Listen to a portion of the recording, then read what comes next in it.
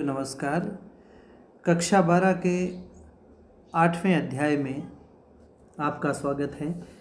और 8वें अध्याय के अंदर आज हम लोग जो है वो जानेंगे कवि परिचय के रूप में मलिक मोहम्मद जैसी के बारे में जानेंगे।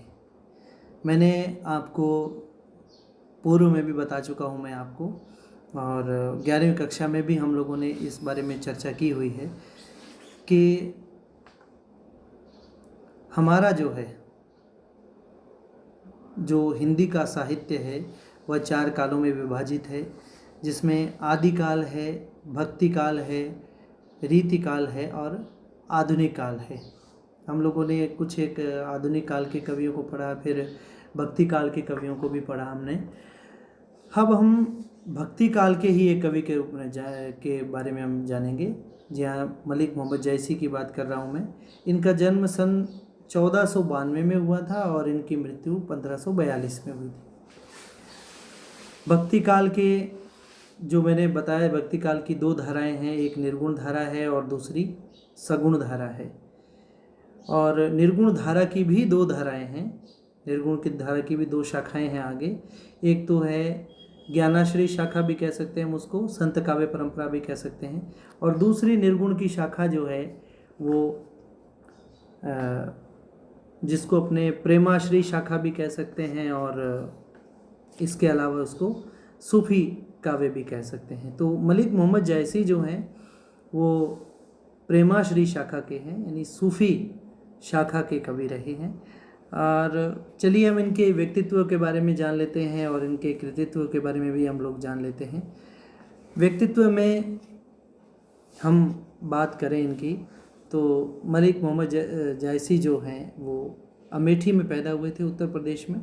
वहाँ पर एक अमेठी के पास एक जायस गांव था और जायस गांव के रहने वाले थे, और उस जायस गांव से ही इनका नाम जो है वो जैसी पड़ा हुआ है। इसी कारण ये जैसी कहलाते हैं। ये माना जाता है कि अपने ज़माने के बड़े सिद्ध और पहुँचे हुए फ़कीर माने जाते हैं ये। और इन्होंने अपने 2 गुरुओं के बारे में चर्चा की है, एक तो सैयद अशरफ और दूसरे शेख बुरहान। इन्होंने अपने जहाँ कहीं भी इन्होंने अपना साहित्य लिखा है वहाँ पर इन्होंने अपने इन 2 गुरुओं का नाम लिया है, एक तो सैयद अशरफ और दूसरे शेख बुरहान। इन गुरुओं की चर्चा उन्होंने अपने साहित्य में की है। मैंने बताया आपको कि ये सूफी काव्य की जो प्रेम मार्गी शाखा है, या जो प्रेमाख्यान काव्य जिसको कहते हैं, या सूफी काव्य भी कहते हैं, उसके बड़े श्रेष्ठ कवि रहे हैं। और उनका 1540 में एक महाकाव्य आया था। महाकाव्य प्रबंध काव्य की जो परंपरा होती है उसमें एक तो प्रबंध के अंदर जो है एक प्रबंध काव्य होता है और एक मुक्त काव्य होता है। प्रबंध एक जो कथा के रूप में विभिन्न रसों के माध्यम से जो जीवन से लेकर के मृत्यु तक की जो घटना जिसमें पूर्ण बताया जाता है वो महाकाव्य होता है। और प्रबंध काव्य का ही दूसरा रूप खंड काव्य होता है, जिसके अंदर एक विशेष भाग की जीवन के विशेष अंश की चर्चा जो की जाती है वो खंड काव्य होता है। और मुक्त काव्य में क्या होता है कि अपने आप में ही पद जो है वो पूर्ण लिखे हुए होते हैं, तो वो मुक्तक रचनाएं कहलाती हैं।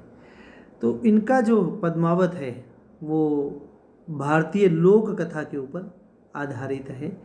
एक सिंघल देश की राजकुमारी थी, उसका नाम पद्मावती था, और चित्तौड़ के राजा रत्नसेन थे, उनसे वो प्रेम करती। तो इसमें उसी की प्रेम कथा है, यानी रानी पद्मावती की और रत्नसेन की प्रेम कथा है।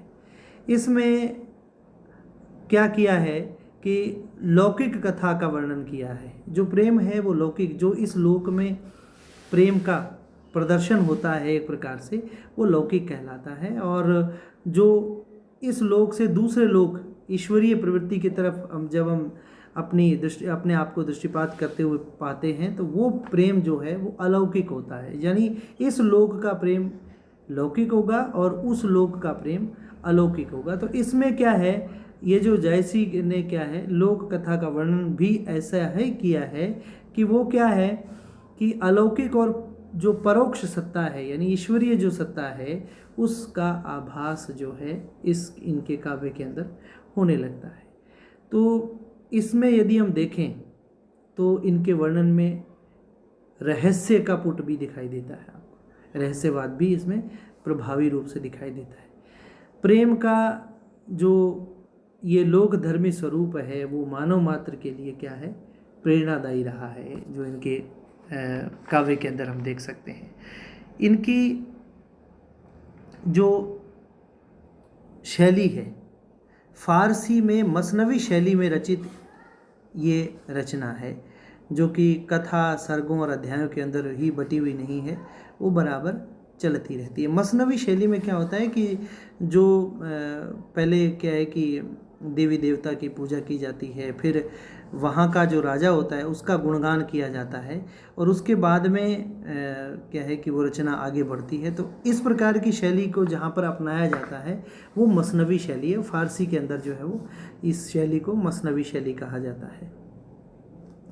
कई जगह पर इनके शीर्षक के रूप में घटनाओं और प्रसंगों का उल्लेख भी है, और जयसी ने इस काव्य रचना के लिए कौन सी शैली को अपनाया है, कौन से छंदों का प्रयोग किया है, दोहा चौपाई शैली को अपनाया है। वैसे तुलसीदास ने भी दोहा चौपाई शैली को अपनाया है। उनकी जो भाषा है, जो तुलसीदास की भाषा है, उस जो है साहित्यिक अवधि भाषा का प्रयोग किया है, और इनकी जो है वो ठेठ आंचलिक भी कह सकते हैं, ग्रामीण अंचल की भाषा ठेठ का प्रयोग किया है, यानी ठेठ अवधि का प्रयोग इनका किया है, जो कि काव्य की जो शैली है वो बहुत प्रौढ़ और गंभीर मानी जाती है, जैसी कि ये इनका एक विशेषता रही है। और जो जैसी की कविता का जो आधार है वो लोक जीवन रहा है, यानी आम लोगों का जीवन से संबंध जो है इनकी कविता में रहा है, और वो बड़ा इनका ये अनुभव क्या वो आधारित है, अनुभव के आधार पर इन्होंने लिखा है, उसका अनुभव इसमें दिखता है। भाषा को चमत्कारी बनाने के लिए इन्होंने उपमा, रूपक, लोकोक्तियों का, मुहावरों का, अब लोकोक्तियाँ मुहावरा जैसा हम कह रहे हैं ना कि ठेठ जो अवधि भाषा है, ठेठ जब भाषा का प्रयोग किया जाएगा तो स्वाभाविक सी बात है उसमें लोक रंजन होगा तो उसमें लोकोक्तियाँ और मुहावरे निश्चित रूप से आएंगे ही आएंगे। तो इनके जो काव्य भाषा है पूरी की पूरी वो लोक संस्कृति से प्रभावित है, और जो उनकी रचनाओं को नया, ये इनकी जो रचनाएं इन्होंने लिखी हैं उनकी रचनाओं को एक नया सौंदर्य प्रदान करती है। इनकी जो कृतियां हैं वो 3 रही हैं, बड़ी महत्वपूर्ण कृतियां, जिसमें पद्मावत मैंने बताया 1540 में लिखी गई रचना, बहुत अच्छा जो महाकाव्य रहा इनका। इसके अलावा इनकी दूसरी रचना अखरावट है, और तीसरी इनकी रचना है आखिरी कलाम। ये इनकी 3 प्रसिद्ध जो हैं वो काव्य कृतियाँ हैं, और यही तीनों रचनाएं जो इनकी प्रसिद्धि का आधार रहा है। और हम जो पढ़ेंगे वो पद्मावत का 12 मासा के कुछ अंश हैं, जिसमें नागमती जो रत्न सेन की दूसरी पत्नी है, उसका वो पद्मावती को प्राप्त करने के लिए सिंघल देश की ओर जब जाते हैं तो इनकी जो पत्नी है यानी उनका नाम नागमती है, वो वहाँ से उनको वियोग हो जाता है, और उसमें शीत का, अगन का और पूस मास में जो प्रभाव पड़ता है नायिका का, उसका चित्रण इन्होंने बड़े ही आकर्षक ढंग से क्या है कवि ने किया है। तो ये हम इनका जब बाद में पढ़ेंगे तो निश्चित रूप से हम जानेंगे। आज कवि परिचय में इतना ही, शुक्रिया।